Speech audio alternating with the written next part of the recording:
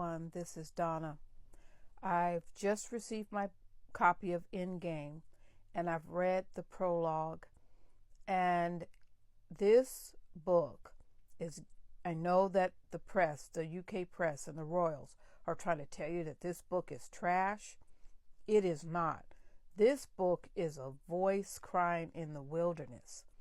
This book, the one thing that came to mind for me was the French royals. There was a man at the French court, and he was begging the king and the people at the court to plant potatoes. He had a plan. He told them people were starving. He asked for all of those royals and aristocrats to give some of their land to plant food. They refused to do that. They refused to acknowledge that people were hungry. They refused to change. You see where they ended up. He is saying basically the same thing, that there are issues within the royal family. We know it's true.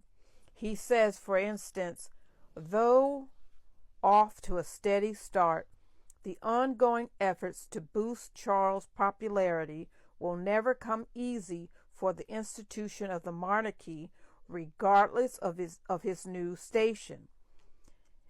They're saying that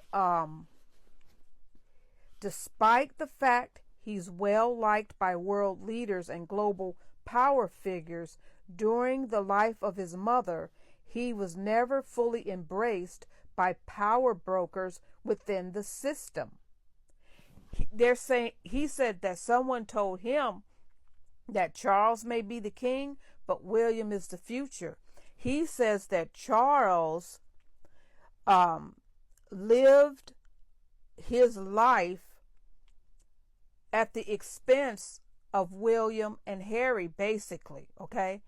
He talks about that people will never forget that Charles wanted to be a tampon, that people will never forget what he and Camilla did to Diana, and he talks about the destruction that Camilla was willing to commit against William and Harry, and even Charles against Harry, to fix Camilla's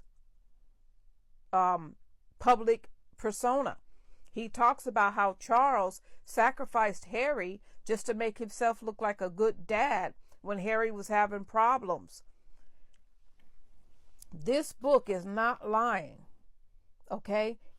Some of us have lived long enough to recognize the things that he is saying here.